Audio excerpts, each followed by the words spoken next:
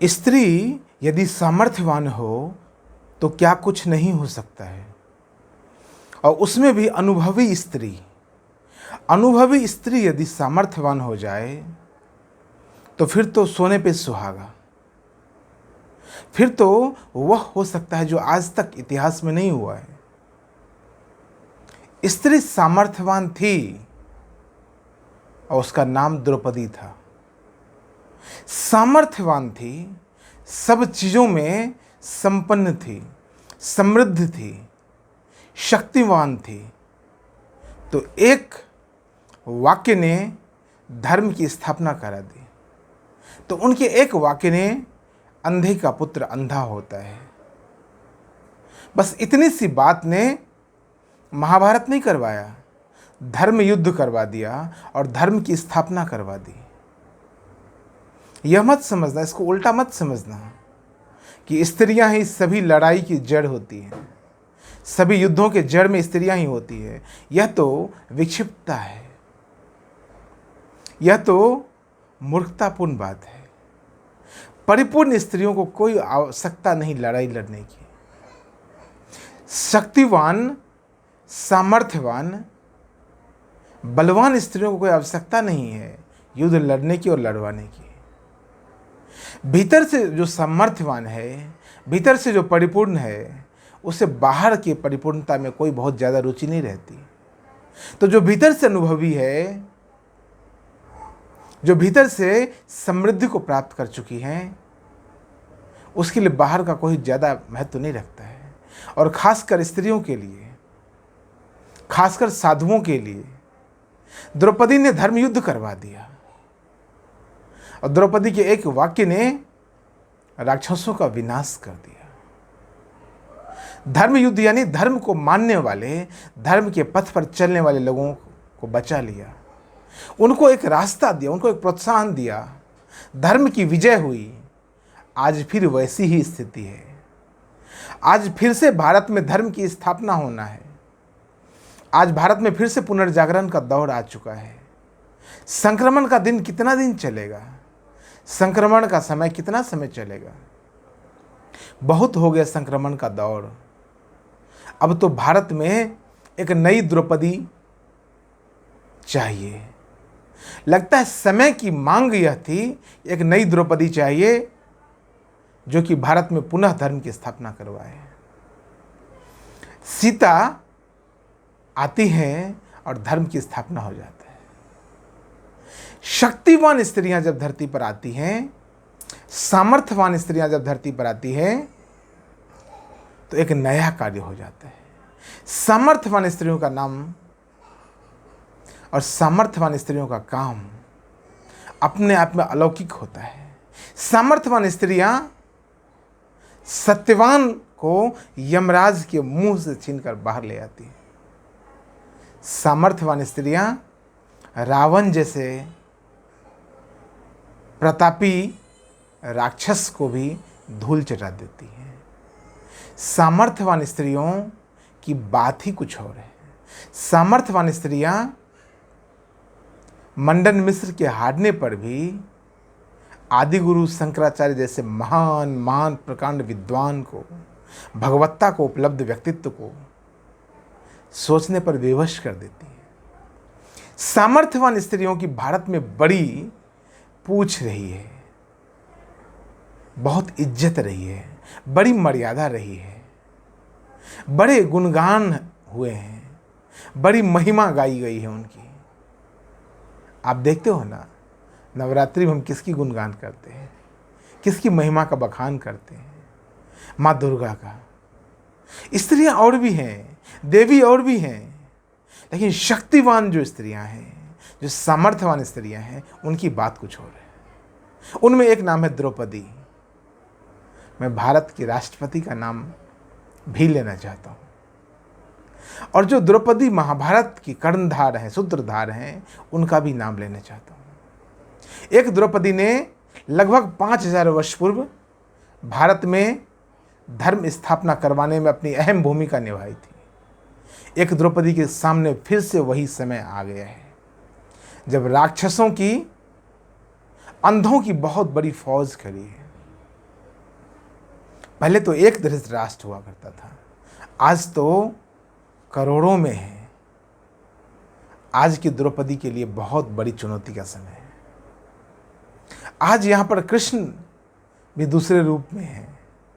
आज कृष्ण उस रूप में नहीं है। इतिहास अपने आप को दोहराता जरूर है, लेकिन पूरा उसी रूप में नहीं, नए रूप में दोहराता है। तो वह कृष्ण नहीं है। वो जो जनार्दन थे, वो जनार्दन एक व्यक्ति नहीं है। अब जनार्दन जनता है, 80% जनता है, जिनके लिए धर्म बहुत मायने रखता है, जिनके जीवन का उद्देश्य धर्म है। धर्म रक्षति रक्षित। तुम धर्म की रक्षा करो, धर्म तुम्हारी रक्षा करेगा। धर्म यानी जिम्मेवारी। तुम अपनी जिम्मेदारियों का निर्वहन करो, तुम्हारा व्यक्तित्व अपने आप सात्विक हो जाएगा, तुम्हारा व्यक्तित्व अपने आप संतुलित हो जाएगा, तुम्हारा व्यक्तित्व अपने आप चमत्कृत हो जाएगा। आज बहुत बड़ी आवश्यकता है मर्यादा की। आज मर्यादा पुरुषोत्तम राम नहीं है आज, लेकिन द्रौपदी है। स्त्रियां जब भी सामर्थ्यवान हुई हैं, तब विशेष कार्य हुआ है। स्त्रियों के भीतर परमात्मा ने बहुत बड़ी क्षमता देकर भेजा है। स्त्रियों के भीतर परमात्मा ने बहुत बड़ी क्षमता देकर भेजा है।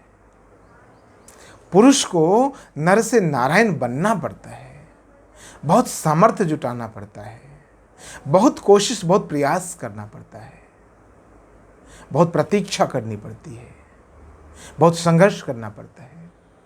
लेकिन स्त्री के भीतर सामर्थ्य इनबिल्ट है, भीतर डालकर प्रकृति ने भेजा है। तभी तो स्त्री स्वयं प्रकृति के रूप है, और प्रकृति में सब कुछ है, प्रकृति में सब कुछ समाहित है। स्त्रियों ने अनेक अनेक काम किए हैं, उनमें से एक काम आज की द्रौपदी को भी करना चाहिए, वह है धर्म स्थापना। कृष्ण भी वही काम किए, भगवान राम भी वही काम किए, भगवान शिव ने भी वही काम किया। लेकिन सबके मूल में स्त्री है, और यहां तो स्त्री अनुभवी भी है। उस क्षेत्र से आती हैं, उस समाज से आती हैं जहां पर सब कुछ शुद्ध रूप से अनुभव पर आधारित होता है। तो अनुभव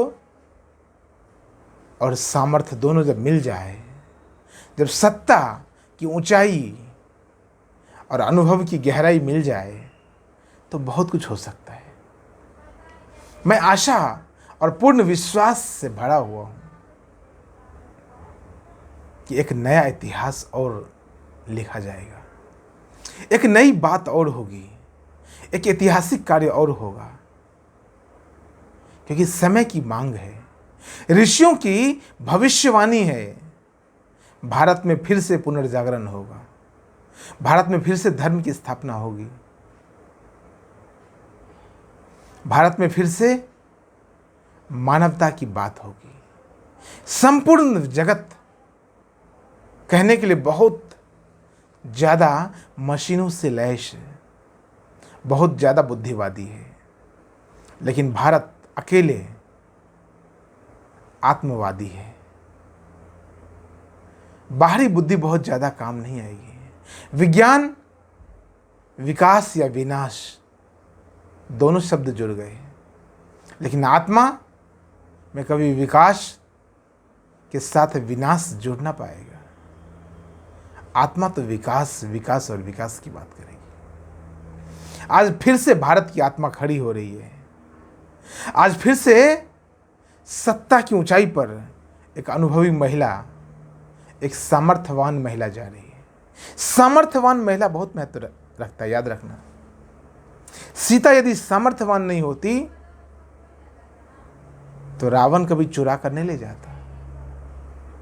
द्रौपदी यदि सामर्थ्यवान न होती तो द्रौपदी की बात की क्या वैल्यू होती।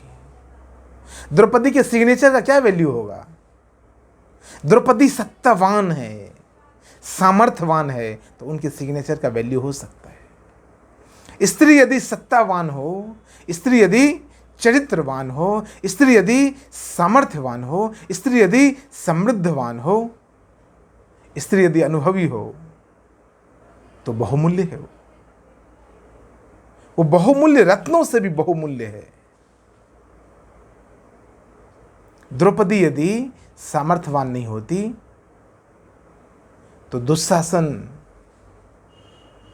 और दुर्योधन को कहने की उसकी हिम्मत न होती। कह भी देती तो काट कर फेंक देता वो लोग। लेकिन सामर्थ्यवान थी, कहने के लिए भी सामर्थ्य चाहिए। अपनी बात को प्रगाढ़ता से कहने के लिए भी सामर्थ्य चाहिए। अंधे का पुत्र अंधा होता है, यह कहना बहुत बड़ी बात है। एक राजा को यह बात कहना के लिए बहुत बड़ी ताकत चाहिए, बहुत बड़ा सामर्थ्य चाहिए। सत्य को सत्य कहने के लिए, सत्य को धरातल पर रखने के लिए, पटल पर रखने के लिए बहुत बड़े सामर्थ्य की आवश्यकता है। द्रौपदी ने किया। वास्तविक तौर पर बबूल का जो बीज होगा उससे बबूल ही पैदा हो सकता है। संभावना नहीं है कि बबूल के बीज से कभी आम पैदा हो जाए। अंधे का पुत्र अंधा ही हो सकता है। दुर्योधन आंख से अंधा, शारीरिक अंधापन बहुत ज्यादा महत्व नहीं रखता है। बौद्धिक और आत्मिक अंधापन बहुत महत्व रखता है। शारीरिक अंधापन एक व्यक्ति को प्रभावित करता है, लेकिन बौद्धिक, आत्मिक और आध्यात्मिक अंधापन अनेक लोगों को प्रभावित करता है। और इसीलिए दुर्योधन और दुशासन के प्रभाव में अनेक लोग आ गए। एक बड़ी फौज तैयार हो गई। आज भी एक दुशासन, एक दुर्योधन, एक जन्मांध कहीं ना कहीं सत्ता की लालच में बैठा हुआ है। जन्म से अंधा है, बुद्धि से अंधा है, बुद्धिहीन व्यक्ति। लेकिन भारत में बुद्धिहीनों का क्या काम? भारत में तो द्रौपदी चाहिए। भारत में तो सत्य बोलने वाले चाहिए। मैं किसी पार्टी की बात नहीं करता। मैं जब भारत की आत्मा को देखता हूं तो भारत की आत्मा को छलनी देखकर अपनी बात कहने का प्रयास करता हूं कि भारत की छलनी आत्मा को पुनर्जीवन यदि देना है तो भारत की आत्मा से बड़ा आत्मावान व्यक्ति चाहिए, जो भारत की छलनी आत्मा को देख पाए, उसे हील कर पाए, जिसे ऋषियों का आशीर्वाद प्राप्त हो, जिसे संतों सिद्ध पुरुषों का आशीर्वाद प्राप्त हो, जिन्हें सद्गुरुओं का आशीर्वाद प्राप्त हो। भारत एक जमीन का टुकड़ा भर नहीं है। भारत विश्वगुरु था, है और रहेगा। भारत ने दुनिया को जीने का मार्ग बतलाया है। भारत ने दुनिया को मनुष्यता सिखलाई है। भारत ने जीवन के सभी आयामों, आंतरिक और बाहरी सभी आयामों में ऊंचाई को छुआ है। तो भारत का यदि भारत की आत्मा छलनी हो जाए तो पूरे विश्व के बचने की संभावना बहुत कम है। और पूरे विश्व को यदि आप बचाना चाहते हो तो भारत की छलनी आत्मा को हील करना पड़ेगा, स्वस्थ करना पड़ेगा। और उसको स्वस्थ करने के लिए आत्मावान व्यक्ति की आवश्यकता है, जो सौभाग्य से हमारे बीच मौजूद है, जिन्हें वरद हस्त प्राप्त है। अनेक भारतीय ऋषियों, महर्षियों का, मुनियों का, देवी देवताओं का, संतों का, सद्गुरुओं का आशीर्वाद प्राप्त है। मैं भारत की राजनीतिक व्यवस्था में मुझे कोई इंटरेस्ट नहीं, मुझे कोई दिलचस्पी नहीं है। लेकिन मुझे भारत की राजनीतिक व्यवस्था में तब दिलचस्पी पैदा होती है जब भारत की राजनीतिक व्यवस्था भारत की आत्मिक व्यवस्था को प्रभावित करती है। तब मुझे भारत की राजनीतिक व्यवस्था में हस्तक्षेप करने का मन करता है, क्योंकि भारत की आत्मा पूरे पृथ्वी के जीवन को सम्यक बनाए रखने का काम करती है। भारत की आत्मा ने पूरे धरती पर, पूरे धरातल पर, पूरे विश्व में जो मनुष्यता है उसको बैलेंस, उसको नियंत्रित करने का कार्य भारत की आत्मा करती है, सिर्फ और सिर्फ भारत की आत्मा करती है। तो इस द्रौपदी से मैं आधुनिक या कहीं समकालीन हमारे समय की जो द्रौपदी है, इस द्रौपदी से मैं यह आशा करता हूँ कि द्रौपदी भी सत्य को सत्य कह पाए और सत्य के लिए खड़ा हो पाए। सत्य के लिए यदि खड़ी हो जाएगी तो निश्चित तौर पर भारत एक नए आयाम में होगा। सत्य के लिए खड़ा होना आसान नहीं, द्रौपदी के लिए भी आसान ना था। 5000 वर्ष पूर्व द्रौपदी के लिए भी आसान नहीं था सत्य को बोलने के लिए। सीता के लिए भी आसान नहीं था। सावित्री को भी परेशानी हुई होगी और मंडन मिश्र की पत्नी विदुषी भारती को भी परेशानी हुई होगी। लेकिन क्या फर्क पड़ता है, एक बार यदि आप भीतर से अपनी जो विस्तारपूर्ण क्षमता है, भीतर की जो सामर्थ्य है, यदि आप उससे परिचित हो जाते हो तो बाहर आपका कोई क्या बिगाड़ सकता है? बाहर से कोई कुछ नहीं बिगाड़ सकता है। कृष्ण, मनुष्य को नर से नारायण बनना पड़ता है, कृष्ण बनना पड़ता है।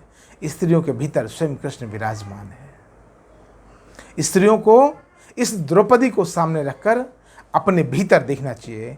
अपने भीतर जो क्षमता है, जो परिपूर्ण क्षमता है, जो अपने भीतर की आत्यंतिक संभावना है, उसको देखना चाहिए और सभी स्त्रियों को द्रौपदी के रास्ते चलना चाहिए।